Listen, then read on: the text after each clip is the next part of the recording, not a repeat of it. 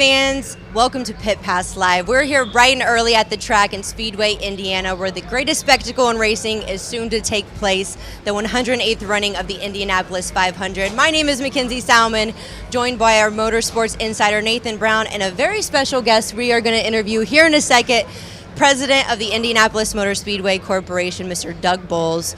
From now until 10:30 a.m., we are going to be updating y'all on everything we see and hear down on the ground in terms of weather relation.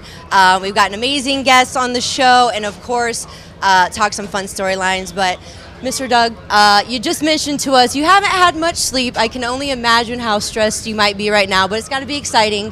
What's your pregame ritual for race day?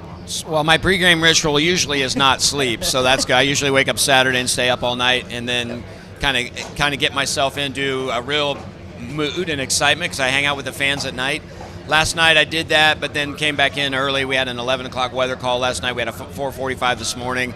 So I usually write a letter to staff in the middle of the night, so I sent that about 1:25, and then I just kind of walk around, look at the place. But last night, it's just really all been the weather, and it's going to be a challenge for us today, and we're just trying to manage through that. But my ritual is really to get up Saturday morning and stay up until Sunday night. So I'm doing that. I'm just a little more tired today than I normally would be. How different is this year's weather issues, unpredictabilities than you've had in the past? You mentioned in the press conference that we had this morning, we had a lot of concerns in 2019. Yep. Those concerns ended up being unfounded. We got the whole race in as scheduled. How is this year any different from any of these issues? The lightning. Yeah. It's lightning. So in 2019, or if it was a normal year where it's just rain, you're not worried about that. But when you're worried about customer safety, that's when lightning really comes into it. And the challenge with it is you're trying to do everything you can to get the 500 in, because we have so many people who come in from out of town who wanted to come in. If we're in town, we're like, it's okay, move it to tomorrow, but you have to balance both. So there's really not a great answer. So that lightning is the challenging factor for us, and also knowing that oftentimes in Indiana, things that are in Illinois, by the time they get here, are gone. So we're giving it the best opportunity we can. What we have to think about, because there's lightning, this isn't an 8-mile strike issue. This is, if we think it's coming and we're 50 miles out, we have to start thinking about getting people out of the grandstands, because there's so many people here, just to make sure that everybody's safe. And we're not a facility that has a tornado area or a weather area, so people have to kind of decide, do I want to go back to my car? Do I want to try and get under the grandstands? What are the places I want to go? So we want to give them as much time as possible to implement that plan that really works for them.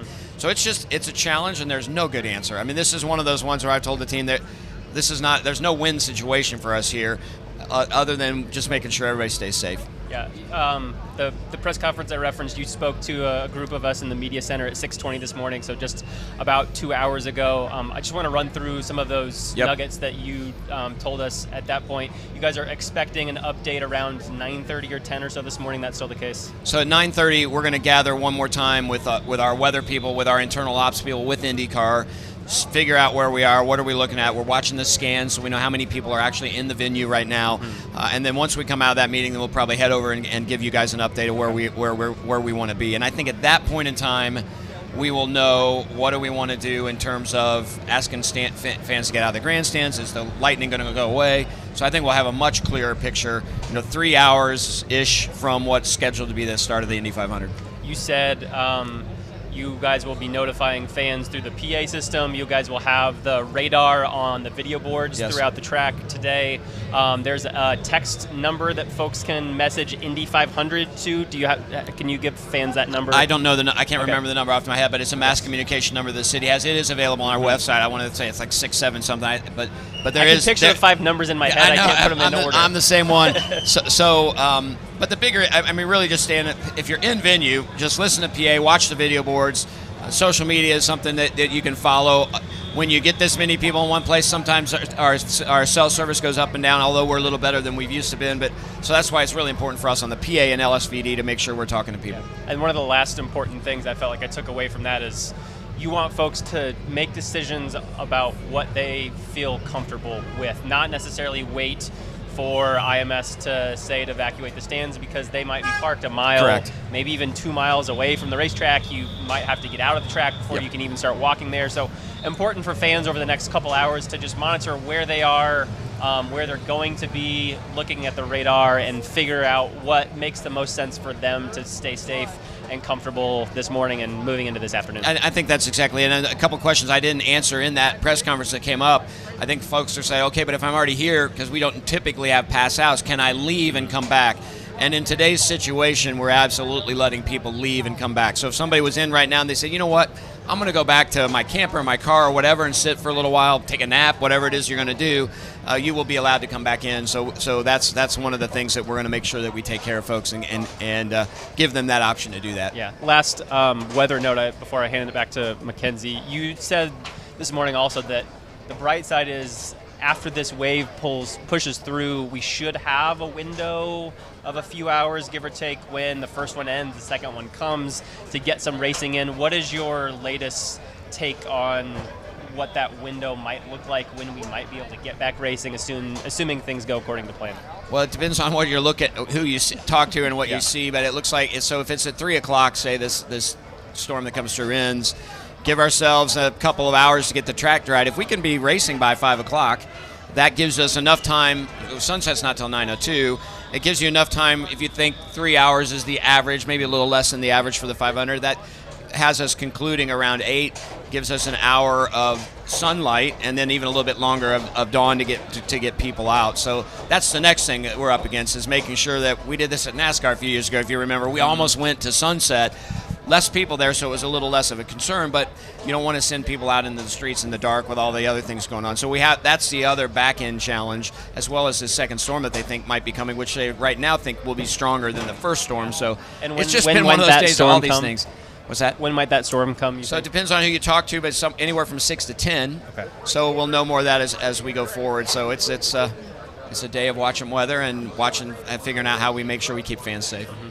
Well, I want to end it on a good note. Your stepson, yes. Connor Daly, yes. is going to be joining our show very soon. So I'm curious, have you given him any pre-game advice? What are your conversations heading into the race? Or is there any little funny tidbit we need to bring up with him when he joins the show? You know, I don't know there's really advice. This will be his 11th Indianapolis 500. He clearly knows this place, knows how to get around this place. He's with Dennis Reinbold and that team, I've known Dennis forever. And frankly, Connor there's a really cool photo that was in the Indianapolis 500 program when Connor was probably 8 or 9 years old, of Connor pulling a wagon with his brothers and in Indianapolis Motor Speedway merchandise, and Robbie Buell, who was driving for Dennis Reinbold at the time, in the wagon.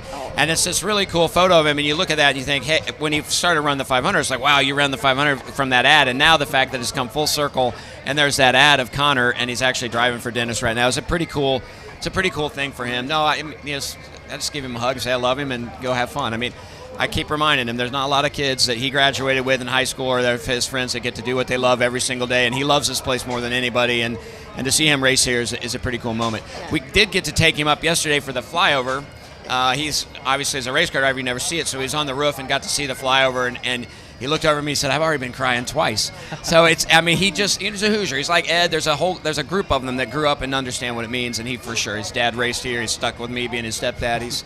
He doesn't have a choice but to love the Indianapolis Motor Speedway. As we're monitoring the weather today, what communication will you have with the folks at Air McLaren? I know a big part of today is keeping track of Kyle Larson and hoping that he can do the double, yep. Wondering if he's going to race here or go to Charlotte. I know you've got a lot more important things on your hands, but how will you be just kind of monitoring where Kyle's going to be ultimately racing today and what that team decides to do? So this may sound really terrible, but I haven't thought about Kyle Larson at all. This is the absolute first time I've even thought about him and the double and his challenges. My focus has really been on our event. I assume they're watching the weather as much as we are, and their decision will be their decision, and I hope that he stays, and I hope he's part of it. It's been really great to have him. Having Rick Hendrick here has been a lot of fun. They've been great to work with, but literally, until you just said that, I have not thought at all about how it was going to impact him. That's fair. Well, we hope we get 500 miles or at least 101 laps in today, yep, to be able to have a winner crowned. Thanks so much for joining us today, Doug. Thank you, Doug. Stay awake, stay alert. Stay awake's no problem. That's not an issue. I just hope you can